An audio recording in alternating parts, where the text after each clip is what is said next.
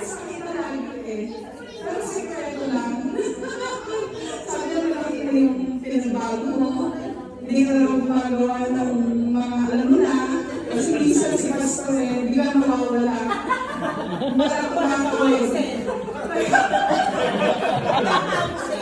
Nagka-council. And then, Pastor Jerry na siya, hindi siya maalalahanan. Parang, wala naman sabi si Pastor. Basta si Pastor, ay, siya naman sa ako ng ating namin. Tayo dyan. The record. Pasensya ka na. Si Brother, alam na gawin ni Pastor sa Oo nga, nakapila sa Ay, kanya. pang saya, pang kalala ka. Yes. Oo, ituloy.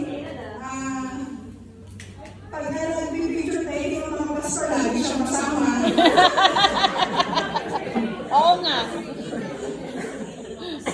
Kaya minsan pagka nagpe-pesa sa dalawa, What for? What? si Pastor, Jerry. Salamat sa buhay mo. Tuloy lang na God bless sa buhay mo. Salamat. Kahit nakikita ko ba si Tingin, kahit may pamasa. May pamasa sa Tingin sa kasama. May tubig dyan. Yes.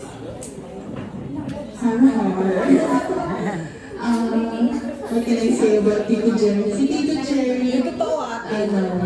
supportive kasi siya yung laging, parang siya laging nagkakita sa mga junk food stories ko.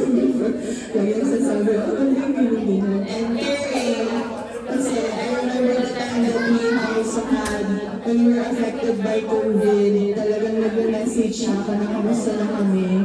And then he even brought us food that time. So thank you, Tito Jerry. So, we miss you. Wala naman pag-picture sa amin. Yes, yes, yes. I know. Minsan wala ko rin Lagi na nagpapapicture sa kanya.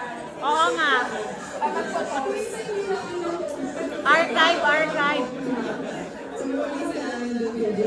God bless you. Yay! Sarah.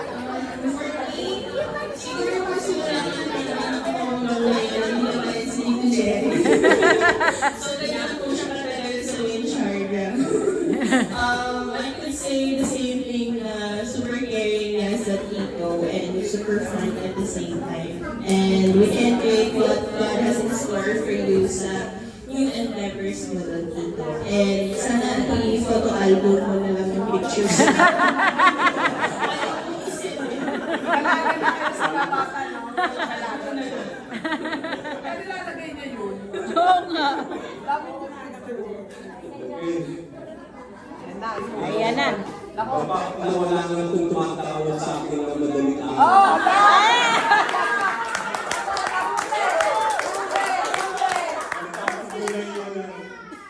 Pati yung hindi. yeah! May progression.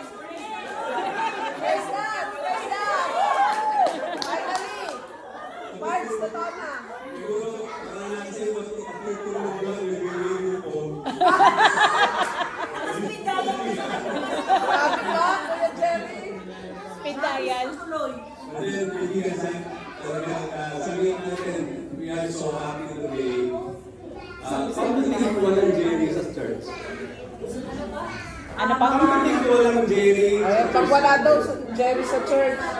Pa rin siya. Malungkot. Mapansin natin. Hanggang balanse ang sinahan natin, mga kapatid. Meron naman serious, meron naman hindi serious.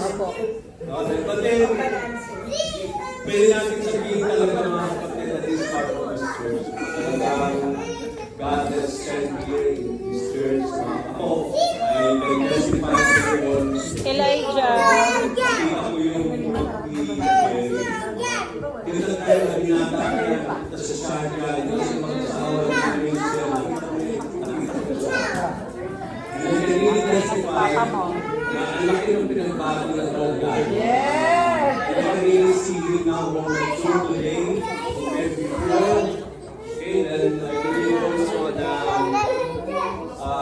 I think it is the the way of the Lord na inilaan ni Lord na hindi mo kasama sa nation for a long time. Kasi I believe this is a time na may experience na he has to be serious.